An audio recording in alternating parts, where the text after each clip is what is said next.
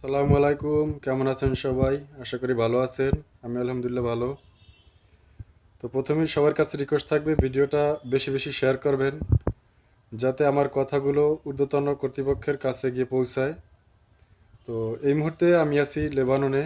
তো লেবাননের বর্তমান পরিস্থিতি আমরা সবাই জানি যে এখানে ইসরায়েল এবং লেবাননের যে হিজবুল্লাহ, তাদের মধ্যকার যে আহ, যুদ্ধ চলতেছে, তো এর প্রতিনিয়ত এর ভয়াবহ রূপ বাড়তেছে। তো কমতেছে না, আস্তে আস্তে এর ভয়াবহতা আরও বাড়তেছে। তো এই অবস্থায় তো এখানে আমরা প্রায় 1 লাখের কাছাকাছি প্রবাসী বাংলাদেশিরা থাকি। তো এখানে আমরা যে প্রবাসী বাংলাদেশিরা আছি তাদের দেখা যায় শতকরা 70 থেকে 80% বাঙালিদের আকামা নেই। তো আবার যাদের আকামা আছে তাদের অনেকের পাসপোর্টের ডেট নেই। আবার অনেকের আকামা নূতন জমা দিছে, সেটা এখনো হাতে পায় নাই। আবার অনেকের বাচ্চারা, ছোট ছোট বাচ্চা আছে, তো তাদেরকে যদি দেশে নিয়ে যাইতে হয়, টিকিট কেটেও যদি নিয়ে নিয়ে যাইতে হয়, তাইলেও ওদের যে কাগজ আছে, বার্থ সার্টিফিকেট, এগুলা প্রথমে এখানকার স্থানীয় যে আমলনামা আছে সেখানে জমা দিতে হয়, সেখান থেকে আদলিয়ায় নিতে হয়। বিভিন্ন ধরনের ঝামেলা আছে। প্রায় কাগজ ওকে করতেও ওখান থেকে আউট পাস পাইতে হইলেও প্রায় 1 মাসের কাছাকাছি সময় লেগে যায়।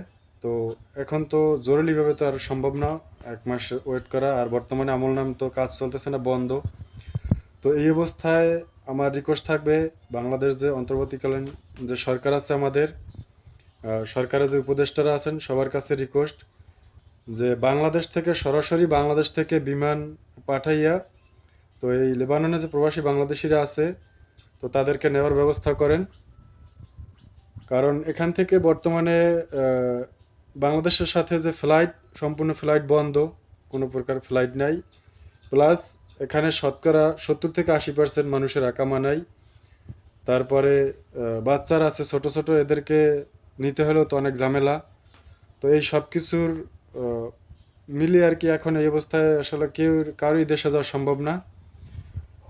তো দেখা যায় যেমন আমার আকামা আছে, আমার একটা ছেলে আছে, তো তার কাগজপাতি রেডি করতে হলেও কমপক্ষে 1 মাস সময় লাগবে।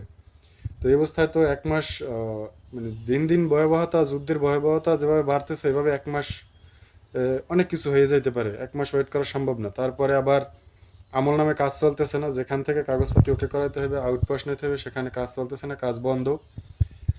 তো এই অবস্থায় বাংলাদেশ সরকারের কাছে আমাদের লেবাননবাসীর পক্ষ থেকে রিকোয়েস্ট যে অতি দ্রুত বাংলাদেশ থেকে সরাসরি বিমান পাঠাইয়ে লেবাননে যে প্রবাসী বাংলাদেশিরা আছে তাদেরকে নেওয়ার ব্যবস্থা করেন। তো ধন্যবাদ সবাইকে। ভিডিওটা বেশি বেশি সবাই শেয়ার করবেন, যাতে ঊর্ধ্বতন কর্তৃপক্ষের কাছে গিয়ে আমার কথাগুলো পৌঁছায়। ভালো থাকবেন সবাই। ধন্যবাদ সবাইকে। আল্লাহ হাফেজ।